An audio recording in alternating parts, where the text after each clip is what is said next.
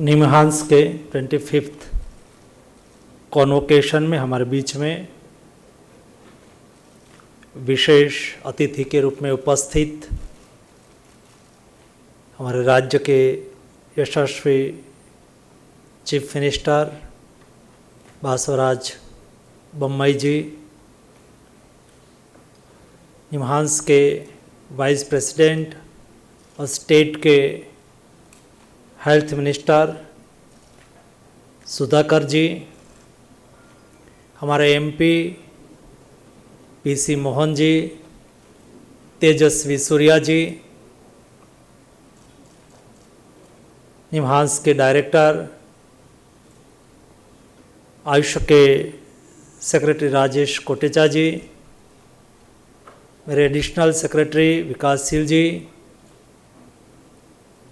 Doctor Rao, मंच पर उपस्थित सभी फैकल्टीज, स्टूडेंट भाई एवं बहनों, दोस्तों आज निमहांस में 25th कॉन्वोकेशन में आप लोगों को डिग्री मिली है। आपने पीजी किया, कई लोगों ने पीएचडी किया। स्वाभाविक तौर पर आपके मन में खुशी भी होगी कि हम पीएचडी का अभ्यास स्टडी पूर्ण कर लिया।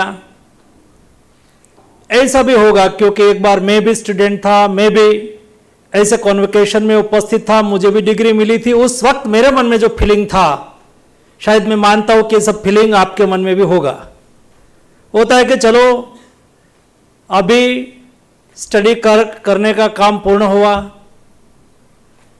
ऐसा भी लगता होगा कि चलो अभी हम अलग सी जिंदगी जिएंगे, मेहनत करनी पड़ती थी, उसमें से छुटकारा मिलेगा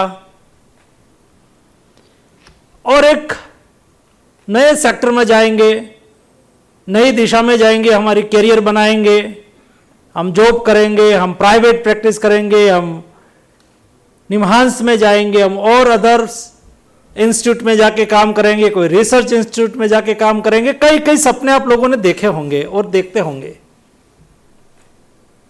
दोस्तों मैं मानता हूं कि आपका एजुकेशन का काम पूर्ण हुआ है, आपको डिग्री मिली है।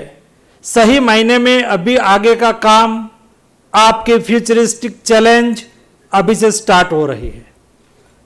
आपने पढ़ाई कर ली, ये पढ़ाई करने तक आज एक ऐसा भी दिन है, उसमें आपके माता पिता ने आपको पढ़ाया होगा, आपके पीछे टाइम लगाया होगा, आपके पीछे खर्च किया होगा, उसको थैंक यू कहने का भी समय है। आपने प्राइमरी स्कूल से लेके निमहांस तक पढ़ाने वाले टीचर्स, सब फैकल्टीज, प्रोफेसर्स, एचओडीज, सब लोगों ने आप में कुछ न कुछ इन्वेस्ट किया है। माता पिता ने भी आप में कुछ इन्वेस्ट किया है, आपके टीचर्स ने भी आप में कुछ इन्वेस्ट किया है। जब ये लोगों ने इन्वेस्ट किया है तब उसके मन में कोई ना कोई भावना होगी, माता पिता के मन में होगी कि मेरा बेटा पढ़ेंगे और अपनी अच्छी कैरियर बनाएंगे। कई माता पिता के मन में ऐसा होगा, सेवा करेंगे, जन सेवा करेंगे। जो फैकल्टीज आपको पढ़ाते होंगे उसके मन में ऐसा होगा, क्योंकि आपको पढ़ाने वाले जो फैकल्टीज है, प्रोफेसर्स है, ये यहां निमहांस में काम करके आपको पढ़ाते हैं। उसका मतलब यह है कि वो अपने काम में एक्सपर्ट है, वो प्राइवेट प्रैक्टिस के माध्यम से वो करोड़ों रुपीस कमा सकते थे, लेकिन भी उन्होंने निमहांस में काम करने के लिए तय किया, आपको पढ़ाने के लिए निश्चय किया, यहां लोगों की सेवा करने के लिए निश्चय किया, क्योंकि उसके मन में ऐसा भाव होगा कि मैं ऐसे मेरे देश के भविष्य को तैयार करूं, भविष्य में वो अपनी स्किल के आधार पर देश की सेवा करे, देश की शुश्रूषा करे। ऐसा उसके मन में भाव होगा, तब जाके आप पढ़ के डिग्री होल्डर बने होंगे। इसलिए सभी के आप ऋणी है, उनकी अपेक्षा पूरी करना आपकी जिम्मेवारी है। आप नया भारत में अभी काम करने जा रहे हैं।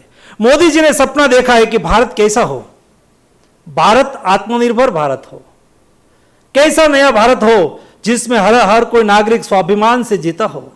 बेस्ट प्रैक्टिस, दुनिया में जो प्रैक्टिस है सभी प्रैक्टिस इंडिया में भी होती हो, इंडिया भी मैन्युफैक्चरर्स का हब हो, इंडिया भी हेल्थ सेक्टर में, हेल्थ इंफ्रास्ट्रक्चर और हेल्थ क्वालिटी में नंबर 1 हो।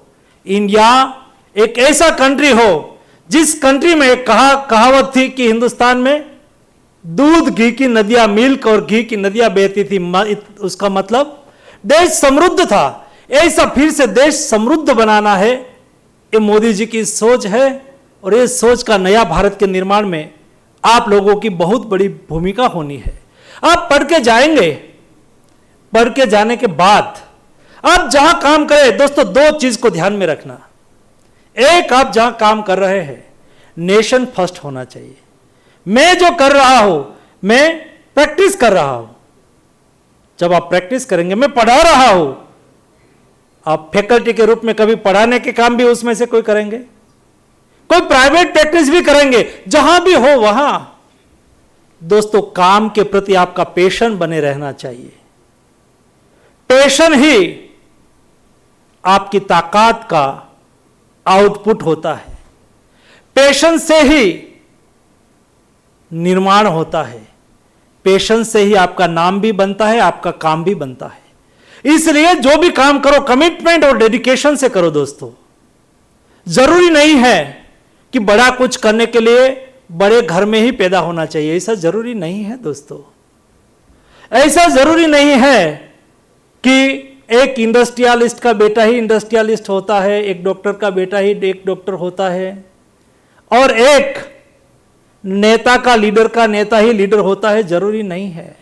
जब आप आपके काम के साथ कमिटमेंट और डेडिकेशन जोड़ देंगे ना दोस्तों, ये कमिटमेंट और डेडिकेशन में इतनी ताकत होती है, वो ताकत आपको विशेष व्यक्ति विशेष बना देंगे।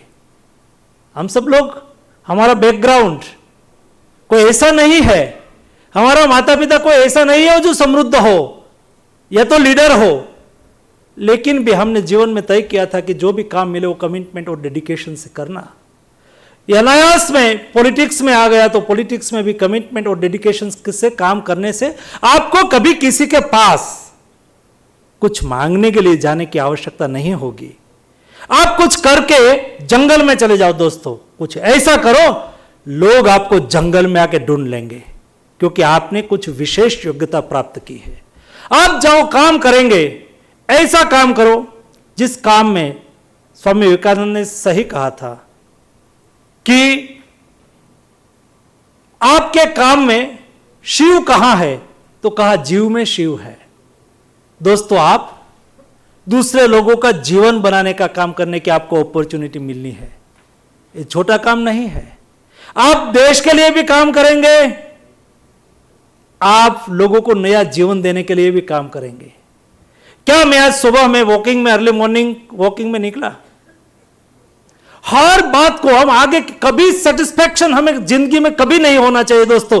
जो व्यक्ति सेटिस्फाई हो जाते हैं ना, उसका आगे कदम अनिश्चित हो जाता है। कदम पे कदम आगे बढ़ना है तो जिंदगी में कभी सेटिस्फाई नहीं होना।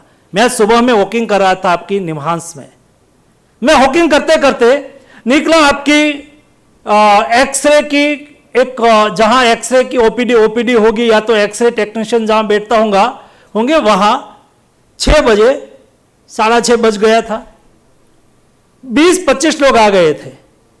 तो मैं वहां जाके बैठा, मैंने कहा क्या आपको दिक्कत है? तो उन्होंने कहा कि मैं 5 दिन पहले 5 तारीख को आया था और मुझे प्रिस्क्रिप्शन लिख दिया है, उसमें 10 तारीख दी है और 10 अक्टूबर को मुझे यहाँ एक्सरे कराना है। एक गरीब व्यक्ति है दोस्तों, आपके यहाँ जो सुविधा होगी उसके मुताबिक उसको डेट दी होगी, उसमें मेरे कोई कमेंट नहीं है। मेरी कमेंट वहां है कि मेरी निमहांस में ये लोग 6:30 बजे आके बैठते हैं, क्योंकि उसको लंबी लाइन में खड़ा रहना पड़ेगा, उसकी बारी आएगी तब वो जाएंगे। हमारे यहाँ संसाधन जितना होगा उसके मुताबिक उसको डेट दी होगी, लेकिन हमें तब मैंने उसको पूछा और उन्होंने कहा, तो मेरे मन में ये आया, मैंने पूछा कि कहां से आते हैं? उन्होंने कहा मैं गांव से आता हूं। वो गांव से आते हैं, गरीब व्यक्ति है, इसलिए तो वो निमहांस में आए। समृद्ध व्यक्ति होता, सुखी होता तो प्राइवेट अस्पताल में वेटिंग में खड़े रहने नहीं रहते, वो वहां जाके ट्रीटमेंट करवा लेते। एक्सरे निकाल लेते। लेकिन वो यहां इसलिए आया था, कौन आया है, आपके दिमाग में कैसा चलना चाहिए, कौन सी सोच के साथ आपको काम करना है दोस्तों, उसकी मैं टिप दे रहा हूं। आपके मन में चलना चाहिए। एक गांव से आया है, उसके साथ एक अटेंडेंस आया है, गरीब व्यक्ति है, वो भी आया है, उसके साथ एक व्यक्ति भी आया है। दोनों ने एक दिन की मजदूरी 200-300 रुपये जो भी कमाते होंगे उसने उसको लेफ्ट किया होगा, छोड़ी होगी, और वो यहां आए होंगे। यहां आने के बाद उन्होंने 5 दिन के बाद आने कहा, तो 5 दिन के बाद दूसरी बार आना होगा। उसका इस समय लॉस होगा, उसके साथ उसकी इनकम लॉस होगी, उसकी आजीविका पर उसकी इफेक्ट होती है दोस्तों। क्या, ये तो मैंने एग्जाम्पल के तौर पे कहा। अब जहां वो वहां आपके मन में यह आ सकता है क्या, यहां काम करने वाले मेरी टीम के मन में यह आ सकता है कि क्या ऐसा नहीं, मैं एक दिन जो आए हैं उस दिन ही एक्सरे करके दूं तो एक गरीब व्यक्ति का समय बच जाएगा, मैं उसको मदद कर पाऊंगा। दोस्तों ये कमिटमेंट के साथ जब आप काम करेंगे, मैं आगे निकला, आगे जा रहा था तो मुझे बताया गया कि यहां इंटीग्रेटिव मेडिसिन भवन है।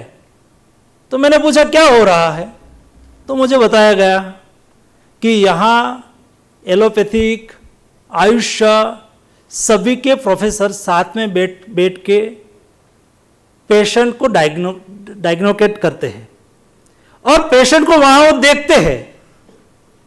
मुझे अच्छा लगा दोस्तों, ये एक हॉलिस्टिक एफर्ट है। सभी सेक्टर में कभी हमारे मन में नहीं आना चाहिए कि मैंने यही शिक्षा ली है, ये ठीक है, सही है, गलत है, वो सही है। उसके बीच में जब आपको कुछ कमेंट करनी है तब कभी आउटस्पोक नहीं बन जाना, ये सही है गलत है नहीं, पहले सोचना। एक इंटीग्रेटिव मेडिसिन का क्या लाभ हो सकता है।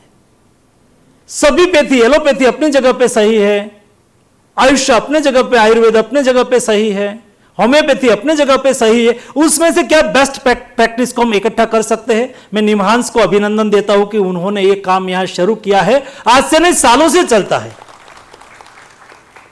और मैं तो यहां आयुष के सेक्रेटरी उपस्थित है, क्या हम एक सेंटर फॉर एक्सलेंस यहां नहीं बना सकते, उसमें दोनों मिनिस्ट्री, दोनों पैथी का संयुक्त ट्रीटमेंट कैसे हो, उसका प्रोटोकॉल तय हो।